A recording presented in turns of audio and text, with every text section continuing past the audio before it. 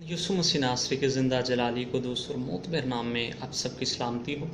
آج کا جو ہمارا ٹاپک ہے وہ یہ ہے کہ خداوند یسوع مسیح ناصری کی آمد ثانی کس مقام پر ہوگی۔ یہ ایک ایسا ٹاپک ہے جس کے متعلق پوری اقوام عالم یا عالمگیر جتنے بھی مذاہب ہیں، تمام کے تمام تر جتنی بھی قومیں، جتنے بھی قبیلے ہیں، مذاہب ہیں، جتنے الہامی ہیں، وہ سارے کے سارے اس بات پر ایمان رکھتے ہیں کہ ایک دن ایسا آئے گا کہ خدا تعالیٰ کا لخت جگر خداوند یسوع مسیح ناصری زمین پر دوبارہ آئے گا اور تمام کی تمام تر قوموں کا،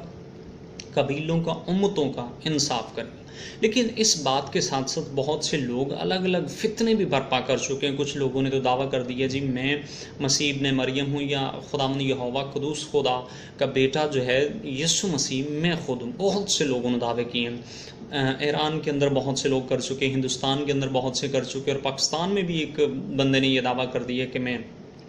مسیح ابن مریم۔ اور کچھ لوگوں سے میں نے خود بھی سنا، کچھ لوگ کہہ رہے ہیں جی کوریا کے اندر خداوند یسوع مسیح ناصری آ چکے ہیں۔ لیکن آج ہم بائبل مقدس کی روح سے اور بائبل مقدس ہی کی روشنی میں دیکھیں گے کہ خداوند یسوع مسیح ناصری کی آمد ثانی ہوگی کیسی اور کس مقام پر ہوگی۔ سب سے پہلے تو یہ بائبل مقدس ان کی پیدائش سے قبل 800 سال اور آج سے 2800 سال قبل ان کے متعلق یہوہ قدوس خدا نے فرمایا تھا کہ اس کا نام عجیب، مشیر، خدائے قادر اور ابدیت کا باپ، سلامتی کا شہزادہ ہو گیا۔ ان کی پیدائش آپ سبھی جانتے ہیں کہ ان کی پیدائش کائنات میں عجیب تھی، کیونکہ وہ بنا مرد اور عورت کے ملاپ کے بنا پیدا ہو۔ ان کی زندگی میں عجائب کام ہوتے رہے۔ دنیا میں جب سے کائنات مارز وجود آئی ہے آج تک، تب سے لے کے آج تک کوئی بھی ان جیسے کام نہیں کر سکا۔ ان کی حیات مبارکہ میں، ان کی زندگی میں بہت سے لوگوں نے ان کی زندگی سے جو عجائب کام ہوتے ہوئے دیکھے ان کا ذکر کرنا چاہوں گا۔ جنم کے اندھوں کی آنکھیں انہوں نے واقعی، ان کی تھوک لگتی تھی کسی کی زبان سے تو جنم کے گونگے بولنا شروع ہو جاتے تھے، جنم کے بہروں نے ان کی آواز سننا شروع کر دیا، ان کے کہنے پہ جنم کے لنگڑے چلنا شروع ہو گئے۔ نہ صرف لنگڑے چلے ہیں، مردے بھی انہوں نے زندہ کیے، اور نہ صرف مردے زندہ کیے بلکہ بائبل مقدس ان کے متعلق فرماتی کہ وہ ہمارے گناہوں کی خاطر ہوا، دفن ہوا اور تیسرے روز مردوں میں سے جی اٹھا اور خدا باپ کی دہنی طرف جا بیٹھا، جہاں سے وہ پھر زندوں اور مردوں کا انصاف کرنے کو آئے گا۔ یہ تو تھی ان کی زندگی کے متعلق۔ بہت سے جو الگ الگ فتنے برپا ہوئے، کچھ لوگوں کا کہنا ہے، کچھ الگ الگ ایمان لوگ رکھتے ہیں، کچھ لوگ کہتے ہیں جی خداوند یسوع مسیح آئیں گے تو صحیح، لیکن وہ آئیں گے اس طرح کہ کسی ایک خاص عمارت پر اتریں گے، پھر کسی چیز کا سہارا لے کے وہ زمین پر آئیں گے۔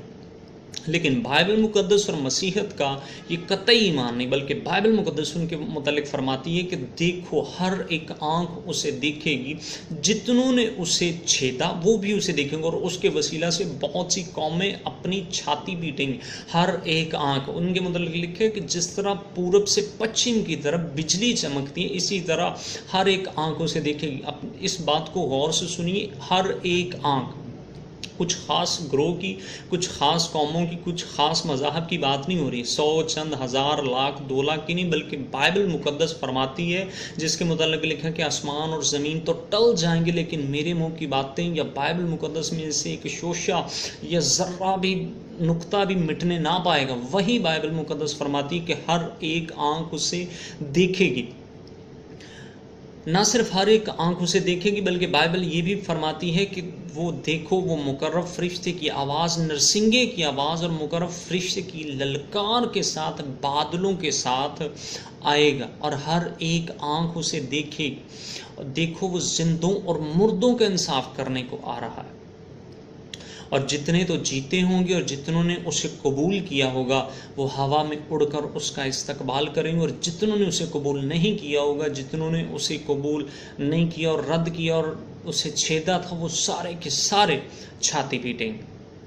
اب بائبل مقدس خداوند یسوع مسیح ناصری کے متعلق فرماتی ہے کہ خدا تعالیٰ کا لخت جگر، بادشاہوں کے بادشاہ اور خداوندوں کا خداوند زمین پر جس مقام پر اترے گا، اس مقام کا نام بائبل مقدس زیتون کا پہاڑ بتاتی، جو فی الوقت اسرائیل کے اندر موجود ہے۔ بائبل مقدس میں زکریا نبی کا صحیفہ، اس کا 14واں باب، اس کی